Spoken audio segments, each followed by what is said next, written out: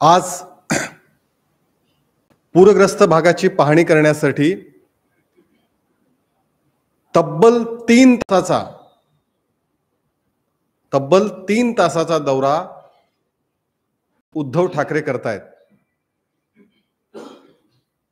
स्वतः उद्धव ठाकरे मुख्यमंत्री होते तेव्हा पायाला चिखल लागू नये म्हणून रेड कार्पेट ज्यांनी अंथरलं होतं, याच उद्धव ठाकरेंनी ज्यावेळी अक्कलकोटचा पूरग्रस्त भागाचा दौरा केला मुख्यमंत्री असताना, त्यावेळी आपल्या पायाला चिखल लागू नये याची दक्षता घेण्यासाठी रेड कार्पेट अंथरलं होतं. तेच उद्धव ठाकरे आज तातडीने ओला दुष्काळग्रस्त भागात जात आहेत.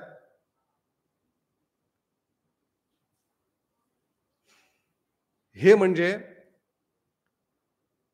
मलमपट्टी करण्यासाठी जात नसून एक प्रकारे पूरग्रस्तांच्या जखमांवरती मीठ चोळण्यासाठी जात आहेत हे नक्की. एकूणच विरोधी पक्षांचं गेल्या 3 दिवसातलं वातावरण, आवरण आणि वक्तव्य पाहिली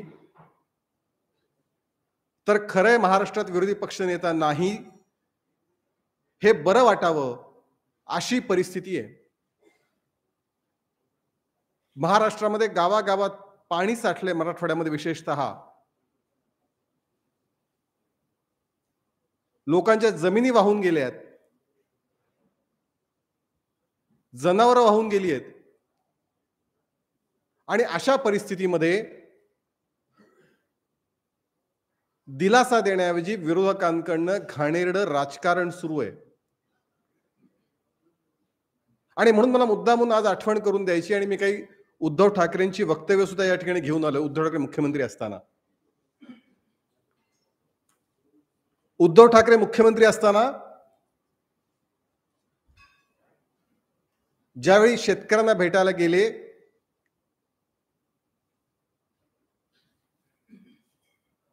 मध्ये त्यावेळी शेतकऱ्यांना गेल्यानंतर भेटायला गेल्यानंतर त्यावेळी असं म्हणाले होते, मी आज कोणतीही मदत जाहीर करायला आलेलो नाही.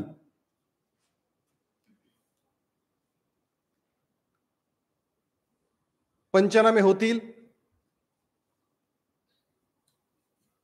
अंदाज घेऊ आणि त्यानंतर मग मदत जाहीर करू. ही उद्धव ठाकरेंची 2020 ची भाषा होती.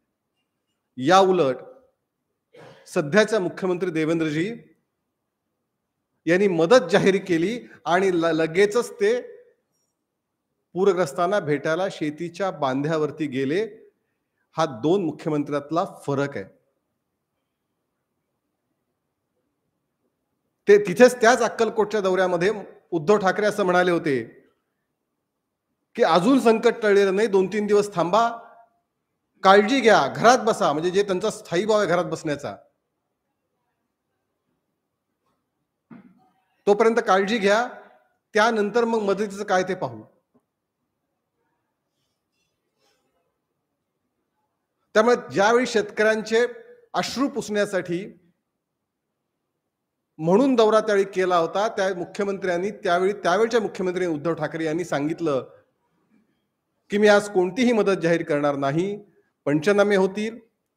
रेड कार्पेटवाले मुख्यमंत्री उद्धव ठाकरे होते आणि शेताच्या बांध्यात फिरणारे मुख्यमंत्री देवेंद्र फडणवीस आहेत. हे 2 मुख्यमंत्र्यातला फरक आहे. कोणतीही मदत जाहीर करणार नाही, पंचनामे होऊ दे, हे सांगणारे उद्धव ठाकरे मुख्यमंत्री होते. पंचनाम्याची वाट पाहू नका, तार नाही. थोडं आपण मुख्यमंत्री असताना आपण काय केलं होतं, आज ते 3 तासाच्या दौऱ्यावरती जात आहेत. त्यावेळी तिने आठवून पाहिलं पाहिजे की आपण मुख्यमंत्री असताना काय बोलत होतो आणि आजची त्यांची भाषा ही काय आहे. आता ते काय वाटेल त्या गप्पा मारतायत, पण ज्यावेळी त्यांच्या खांद्यावर जबाबदारी होती त्यावेळी मात्र स्पष्टपणे त्यांनी सांगितलं होतं, जसं माझं घर माझी जबाबदारी, तसंच शेतकऱ्यांनी तुमचं तुम्ही पाहून घ्या. त्यामुळे रेड कार्पेटवाले मुख्यमंत्री उद्धव ठाकरे असताना जे होतं ते आता होत नाहीये, याची नोंद उद्धव ठाकरेंनी घेतली पाहिजे. गेल्या 2 दिवसापासून इतर विरोधी पक्षांची वक्तव्य मी वाचतोय, पाहतोय. खरं म्हणजे इतक्या संकटाच्या प्रसंगी विरोधी पक्षांकडून खांद्याला खांदा लावून उभं राहणं अपेक्षित आहे. पण विरोधी पक्षांची सगळी वक्तव्य ही दिलासा देण्याऐवजी भडकवता कसं येईल अशा पद्धतीची आहेत. या संकटाच्या प्रसंगी मदतीचा देवेंद्रजींनी सुरुवातीला घोषणाही केली आणि जसं जसं पुढे सरकत जाईल तसं तसं अनेक मदत पुढे दिली जाईल, ही वस्तुस्थिती आहे. पण या सगळ्या नैसर्गिक आपत्तीच्या वेळी विरोधकांचं काय चाललंय? विरोधी पक्षनेता नेमला नाही. खरं म्हणजे कशाला विरोधी पक्षनेता हवा? कारण विरोधी पक्षाचं जे लोकशाहीतलं कर्तव्य आहे ते करताना 1% तरी विरोधी पक्षाचे आता जे काही विरोधी पक्षातले महाविकास आघाडीतले तिन्ही पक्ष आहेत ते दिसत आहेत का? गेल्या वर्षभरातील विरोधी पक्षांची वक्तव्य तुम्ही काढून बघा.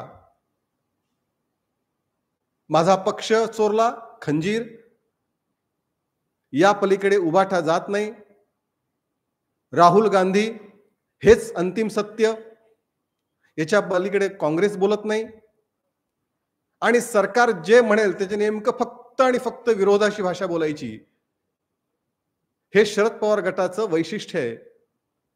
त्यामुळे महाराष्ट्राच्या हिताची एक गोष्ट किंवा महाराष्ट्रासंबंधातला एक प्रश्न गेल्या वर्षभरामध्ये विरोधी पक्षांनी मांडला असेल, जर कुणी अशी स्पर्धा घेतली की विरोधी पक्षांनी केलेलं सकारात्मक सूचना दाखवा आणि बक्षीस घेऊन जा, 14 कोटी महाराष्ट्रापैकी एकही जण हे बक्षीस घ्यायला पुढे येऊ शकणार नाही. ही महाराष्ट्रातल्या विरोधी पक्षांची शोकांतिका आहे. आणि म्हणून ज्याला इतक्या संकटाच्या प्रसंगी विरोधी पक्षनेता कोण आहे हे सुचतं, यापेक्षा महाराष्ट्रातल्या विरोधी पक्षांची दुर्दैवी अवस्था नाही.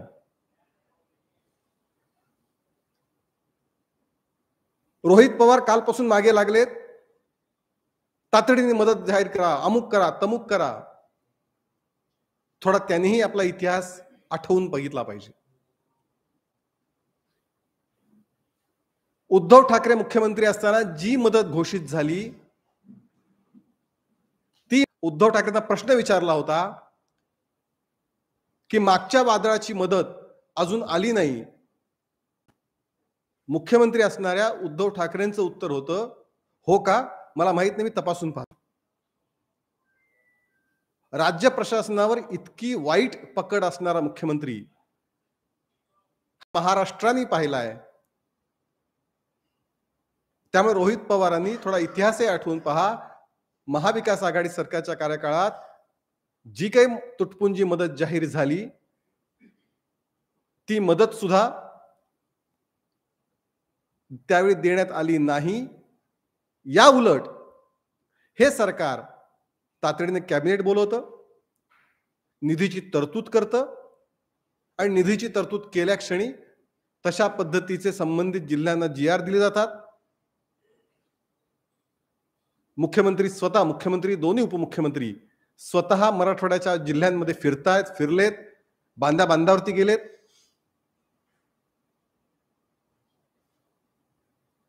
आणि जनतेचे अश्रू पुसतायत, त्रस्त लोकांचे अश्रू पुसतायत.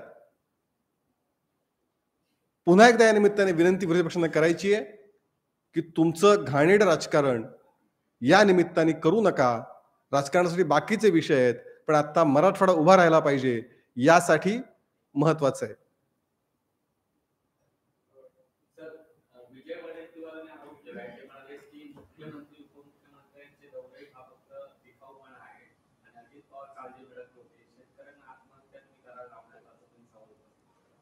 मी तुम्हाला हेच म्हणतोय की या या राजकारण या ठिकाणी करू नये त्यासाठीच आहे.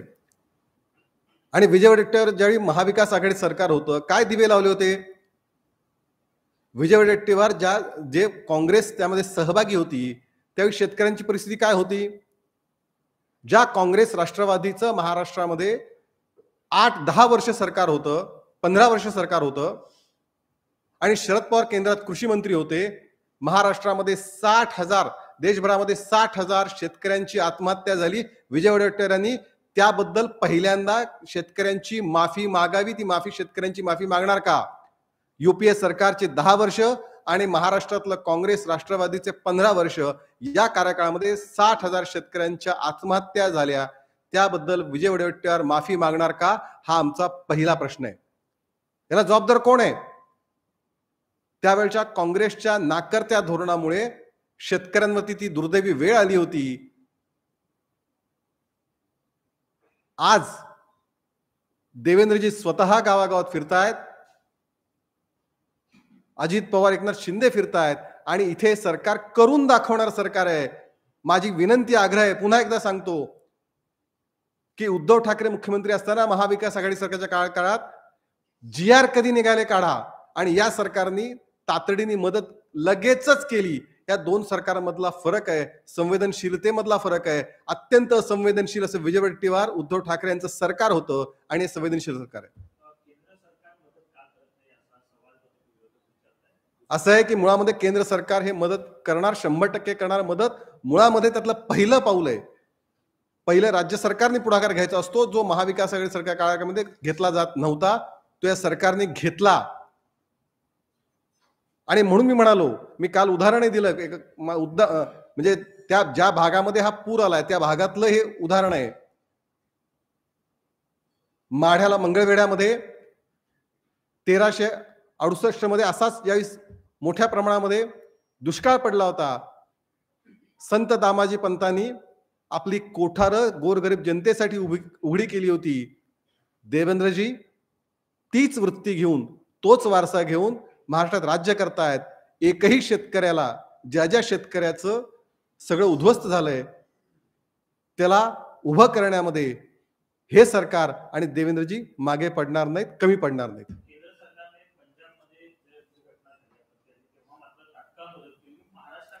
माझं म्हणणं हेच आहे ना, म्हणजे असं आहे की तुम्हाला आरोप करायचे म्हणून कुठले आरोप करताय?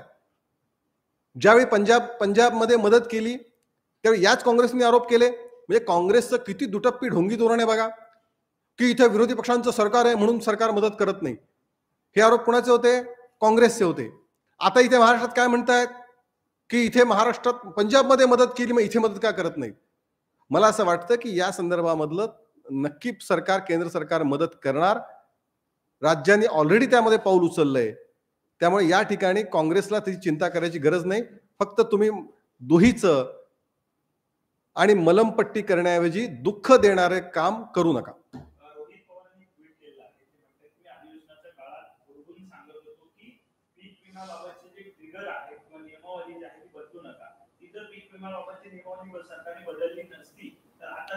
मला असं वाटतं ज्यांना दोन्ही बाजूने ढोलच वाजवायचे आहेत, ज्यांना सरकारच्या विरोधात फक्त विरोधातच बोलायचंय, ते हीच भाषा बोलणार. आणि म्हणून मगाशी मी उल्लेख केला की गेल्या वर्षभरातलं शरद पवार गटाचं काम काय, तर सरकारच्या विरोधात फक्त विरोधात बोलत राहायचं. सरकारने निर्णय घेतला नसता तरी पीक विम्याबद्दल ते बोललेच असते. सरकारने निर्णय घेतला तरी ते पीक विम्याबद्दल बोलणार आहेत. ज्यांचं कामच सरकारने ही पूर्व दिशा म्हटलं की ही पश्चिम दिशा असं म्हणायचं, ज्यांचं कामच आहे, असं रोहित पवारांकडून सकारात्मक सूचनेची अपेक्षा ठेवणं हा वेडेपणा आहे. थँक्यू.